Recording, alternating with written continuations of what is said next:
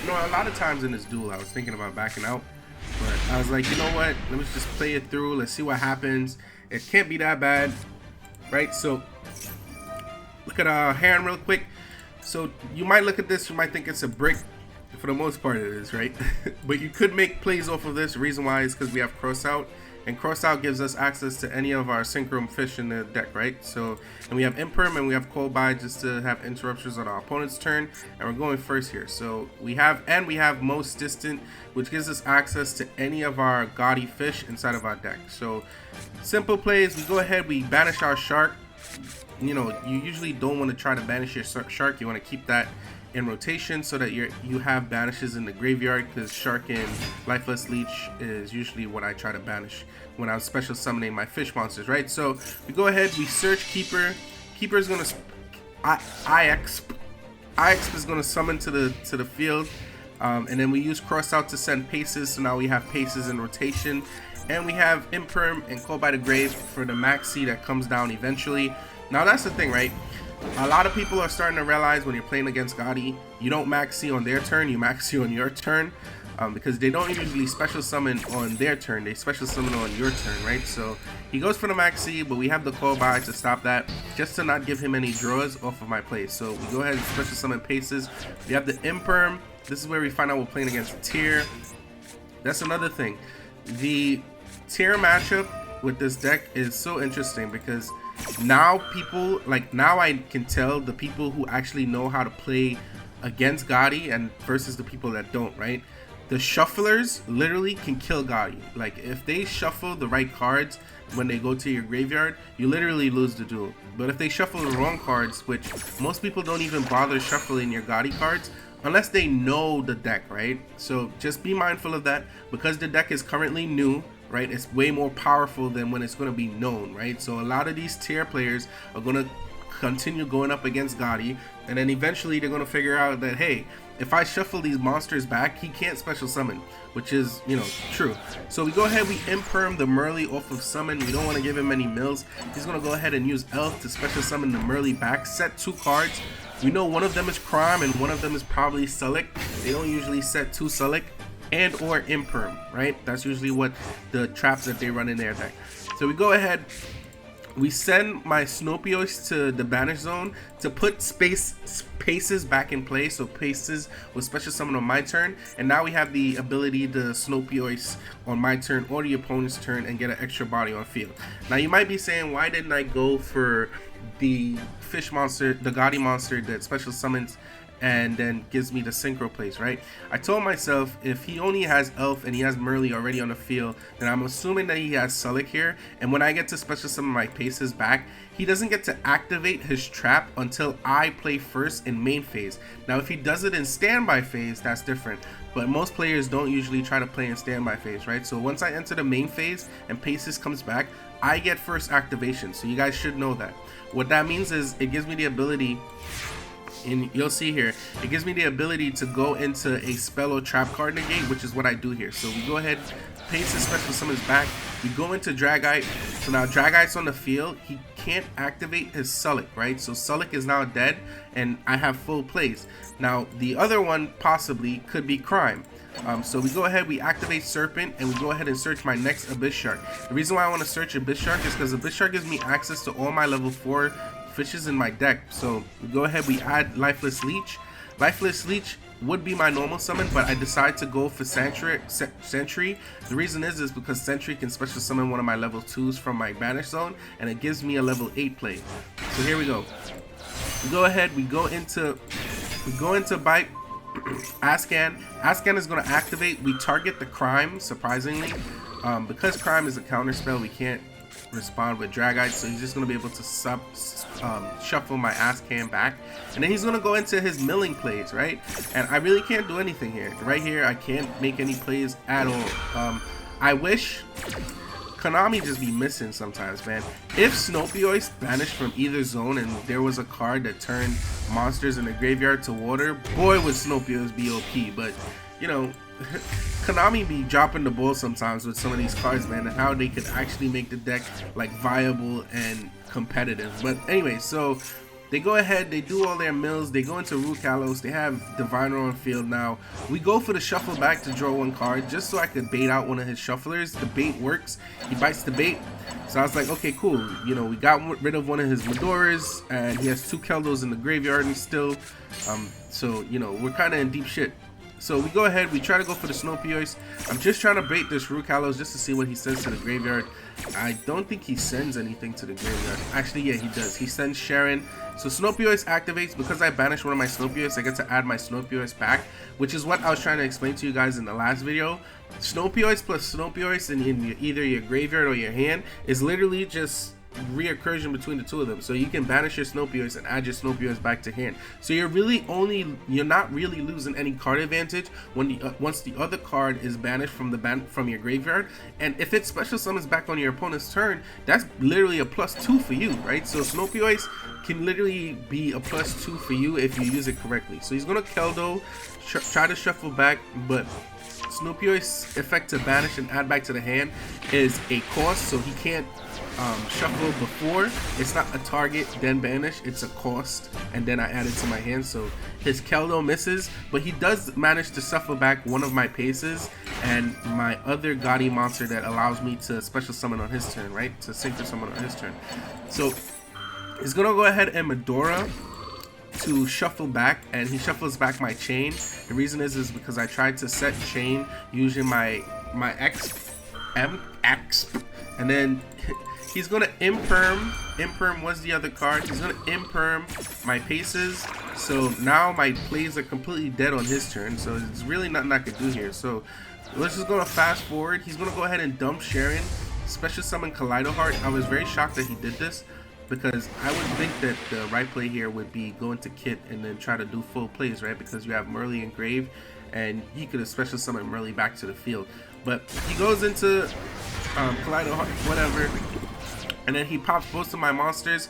So now all we have in hand is Snowpioise. He has a Rukalos to negate the Snowpioise. We're going to go ahead and activate Distant just to banish my Paces. So go ahead and Surge Sentry. And then we're going to normal summon Leaf, dump Sheaf, and then Sheaf is going to activate to give Leaf more attack to banish both of them. So now I just passed turn, and I'm like, you know what, I'm sitting comfortable here because he's going to negate with Rukalos one of them, and then his Kaleido Heart is just going to shuffle back. But he doesn't shuffle back with Kaleido Heart because he could have sent Rukalos and then bring back Rukalos, and then his Kaleido Heart would have activated to shuffle, but he didn't do it. So, you know, I was like, all right, cool, you're not going to do it, you're not going to do it. So we're going to go ahead here and go into Snowpioise, activate Serpent's effect off of the special summon, and then dump my Zep. Zep is going to activate, Snowpioise is going to activate. We target his Kaleido Heart, I believe. I'm pretty sure, yeah, right here, I would target the Kaleido Heart. I wouldn't target anything but the Kaleido Heart, right? Because it doesn't make sense to target anything but the, yeah, we target the Kaleido Heart. The Kaleido Heart was a must target. So we go ahead, go for the Ascan Banish on his Rukalos to get Rukalos out of play, and his Kaleido Heart goes to the grave, it banishes instead. So there's his Rukalos, right? And then we could go ahead and activate Ascan, special summon Ascan back to the field. And he's just going to attack into my Snowpioise, which is cool because it's my turn. And then he's going to try to go into some plays here. I think it's because he lost his Rukalos. But I don't know why he didn't. Right here, if I was him, I shuffle back Crime here. And I try to mill Crime. And if Crime gets milled, I get to send back my Rukalos. I'm not sure why he didn't do that. But, you know, not all tier players are built the same, right? So he's going to go ahead, search Havness. He has Kalos on field, Kaleido on field, and then we draw into Lifeless Leech. So my hand is still looking good, right? We have a pretty good hand. We go ahead and activate Distance and banish my Snowpioise. That's so I can add my Snowpioise back to my hand. We can actually here activate Paces to be able to special summon my Sentry instead of normal summoning it. We activate Snowpioise again to special summon into the field. Targets his Kit Kalos. That means that if Kit Kalos is used for a fusion summon now, it's going to get banished, and so will his Kaleido Heart, right? So he's going to activate Kaleido Heart, send back my Ascan. I'm like, perfect. We activate Paces, special summon Sentry. Sentry brings back Zep. Now Zep is in the graveyard. We go into Axel. Axel is going to target. he's gonna Kaleido, but he realizes that I have too many tuners in my graveyard because he's been milling. I've been playing the Gamma version, right? So either the Gamma version or the Hope Air version. So if I had Hope Air right there, it would be the exact same result, right? So we go into Baron, we pop his kick out his Kaleido Heart. So now his Root Kalos and his Kaleido Heart are both out of play. We go ahead and we activate Sentry just to add Chain to my hand, and then we just go ahead and pop all the monsters that he controls, right? So now the game is basically mine. There's no way this guy comes back and win this duel. It's just completely out of his grasp now. Nothing he can do about it. We're gonna activate Paces. Paces is gonna special summon back. Activate Sheaf. Sheaf is gonna special summon back. We activate Baron, special summon back my Axel. This is crazy. So we can actually go into activate Axel right here, special summon Stardust, and this is what I was trying to tell you guys, right? Axel inside of this deck is just so OP because you could go into Stardust Dragon and do this synchro play all the time. So Baron just special summon back your Axel when you use it on your turn, and then go back into a Baron. Now Baron is unaffected for the rest of the turn. We go into Ascan right here. Ascan is going to banish his Rhino Heart, and that should be game. And I go ahead and activate Chain to banish my own Ascan, because again, Ascan's banish doesn't need to banish your monster. It just needs to banish your opponent's monster, right? So when you target your Ascan to banish, you can actually banish your Ascan off of your field, and the effect will still go through, right? So there it is. The Rhino Heart gets banished as well. Ascan is going to activate. We're going to activate Zep. Zep is going to special summon to the field. I'm going to choose not to synchro summon here because I just wanted to synchro on my turn instead of synchroing on his turn. We join to Cypher Gamma. Doesn't really change anything here. Go into GHOTI the Deep Beyond. 9,000 attack points and hit my opponent directly. GG's. Sayonara. Alright, on to the next duel. Alright, so we're back with the next duel. This is up against Floowandereeze. This deck does really good against Floowandereeze. You would think it wouldn't because a lot of the mechanics in this deck is to banish, but it surprisingly does really good against Floowandereeze. I think it's because you're still able to special summon monsters and put them in defense and activate their effects. And if you're able to pull off a board wipe against Flo, you really could just basically win the duel, right? Because their cards really doesn't help them. And a lot of people are playing Floodgates, and the Floodgates actually help this deck, right? So they set up a Macrocosmo, they set up a Dimensional Fissure. It just helps you to be able to make plays on your opponent's turn or on your turn, because you can just send cards to banish and then special summon them back on your opponent's turn. So right here, he's going to activate his Rubina. Rubina is a water monster, so we can special summon Minakaru. He's going to go into Empen and add his Rubina back to hand. Usually people add back Eagle there. I don't know why he didn't. But he's going to go ahead and search his trap. This time he sets his trap. I know last video the person forgot to set his trap when we were playing. I think we were playing with Brandon Despia, and he forgot to set his trap. So he set his trap this time. He's going to activate his Unexplored Winds. Dreaming Town. Why am I forgetting the name of the card? Normal summon his Rubina, add Eaglin back to hand. We're going to be able to banish off of our Lifeless Leech normal summon to send Sheaf. I usually send Sheaf, right? Because he has Fissure, I probably should have sent, not Sheaf, I should have sent Paces, but, you know, whatever. He's going to go into his Ryza to get his Ryza plays off to add Dreaming Town back to the top of his deck. So he draws it off of next turn. And he's going to activate Book of Moon on Lifeless Leech, so I can't go into any XYZ plays, or so he thinks, right? So Abyss Shark is going to go ahead and search me my level 4 that I need. We're going to go ahead and special summon that. Go into Stealth Kraken. Stealth Kraken is going to pop his Imp. Because of Dimensional Shift Fissure, M goes to the Banish Zone, which really doesn't help me. And we have Crossout Designator in hand, so we're going to just go ahead and send Paces. So now we have Shift and Paces in play. And we have Chain, right? So Chain can special summon any of my GHOTI monsters from my deck. So deck, graveyard, or Banish Zone, I believe, right? Yeah, deck, graveyard, or deck, graveyard, or Banish Zone. So Chain is super dope. Like Chain, you can special summon a monster from any one of these 3 places. That's insane. And I think from the hand as well, right? Yeah, in your hand as well. So it can literally special summon from anywhere. So Chain is just an OP card. I recommend you guys playing it. And if you're running Chain, you might as well run the Sentry package. Sentry gives you the ability to search Chain, and then Eximp gives you the ability to set Chain from your Banish Zone or your graveyard when it's banished, right? So back to this game, he's going to go into his flow plays. He's going to normal summon a whole bunch of monsters. Go into Empen again. Empen is going to activate. I'm going to go ahead and pop his Empen again, and then we're going to go ahead and activate Chain to send my Paces to the Banish Zone and special summon from my deck. We're going to go ahead and special summon Sentry, pop the Empen. He's going to take 1350 again. He's going to go into Dreaming Town, but because Empen was activated, he has to go into Riser. His Riser is going to target. He targets my Stealth Kraken. I really can't do anything about that. So I'm like, okay, cool. We're going to activate Sentry, bring back my Paces from the Banish Zone. Reason is because next turn I want to be able to go into a Synchro level 10.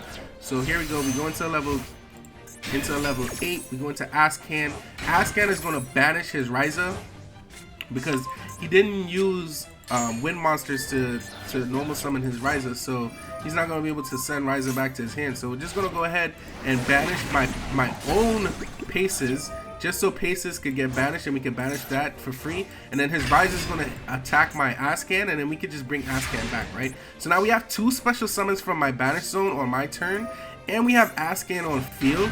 And he has nothing to play, right? His Dreaming Town is banished, and he already summoned Robina for the turn, so he has absolutely no plays on my turn. And right here, we have the ability Lifeless Leech, which is just gonna dump. I think it was Snowpiercer I was planning to dump, and then we were being able to banish from my graveyard and go for full plays and just kill this guy.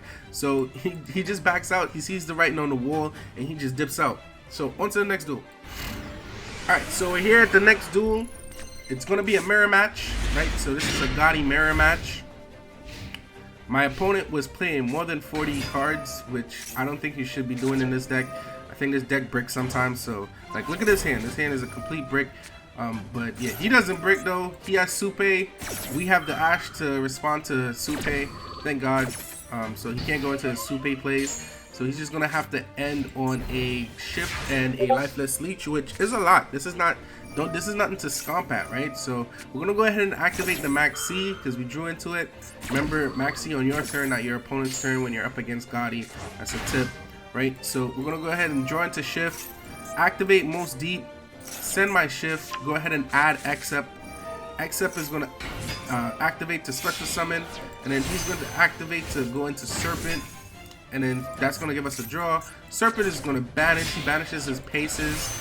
And then we go into our Serpent, and I'm like, you know what? Because I can dump Snowpiercer here, and then Snowpiercer banish my Paces, I can pop his Serpent because he doesn't have Snowpiercer in play. So, and I have the Ash to deal with his Supe on next turn.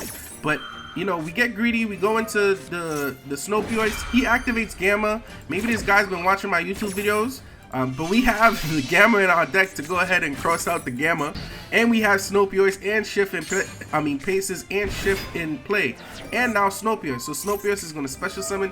He's going to activate Gamma again. I'm like, holy shit! I completely forgot Gamma was in his hand. So we're just going to go ahead and Ash Blossom the Gamma, and we're going to just wait till he activates his Supe next turn, and then go for the banish on Supe, right?